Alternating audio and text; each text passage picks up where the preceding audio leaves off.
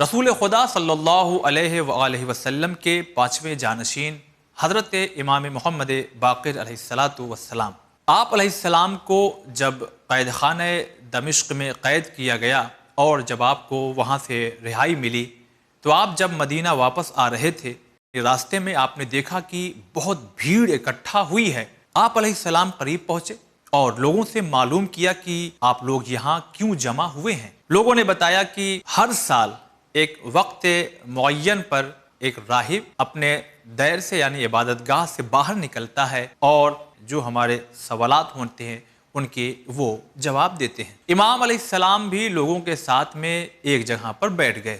اپنے وقت معین پر وہ عیسائی راہب اپنے دیر سے باہر آیا، اس نے چاروں طرف دیکھنا شروع کیا تو اس کی نگاہ کسی چہرے پر نہیں رکی، ہاں مگر جیسے ہی اس نے امام محمد باقر علیہ السلام کو دیکھا اس کی نگاہ آپ کے چہرے پہ جانے کے بعد ٹھہر گئی۔ اس نے کہا کہ آپ ہم میں سے ہیں؟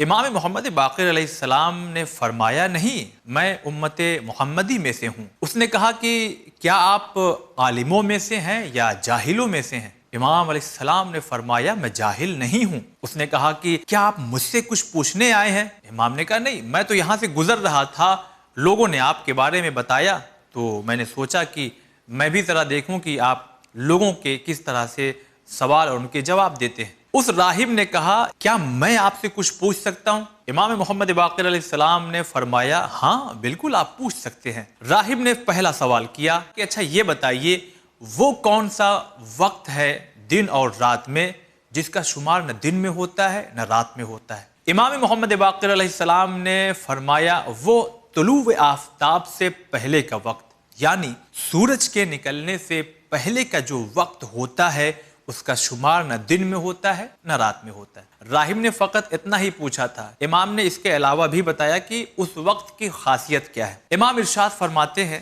اس وقت کی خاصیت یہ ہے کہ اگر انسان بیمار ہو، رات بھر کا جاگا ہوا ہو، اذیت میں ہو، تو جیسے ہی یہ وقت آتا ہے تو اگر رات بھر کا جاگا ہو تو اسے نیند آ جاتی ہے۔ اگر درد سے کراہتا رہا رات بھر، اسے تکلیف رہی تو اس کو اسی وقت میں آرام مل جاتا ہے۔ امام علیہ السلام نے فرمایا یہی وہ وقت ہے جو آخرت کی طرف راغب ہوتے ہیں، یعنی جو عبادت گزار خدا کے بندے ہوتے ہیں وہ اپنے بستروں کو چھوڑ کر خدا کی عبادت کرتے ہیں۔ اور ناظرین ایک دلچسپ بات امام باقر علیہ السلام نے یہ بھی ارشاد فرمائی کہ یہ وہ وقت ہے جو جنت کے اوقات میں سے یعنی جنت کے وقتوں میں سے ایک وقت ہے، یعنی صبح سورج نکلنے سے پہلے کا جو وقت ہے وہ جنتی وقت ہے۔ تو کہیں ایسا نہ ہو یہ جنتی وقت ہمارے ہاتھ سے نکل جائے اور ہم بستر پر ہی نیند کی آغوش میں رہ جائیں۔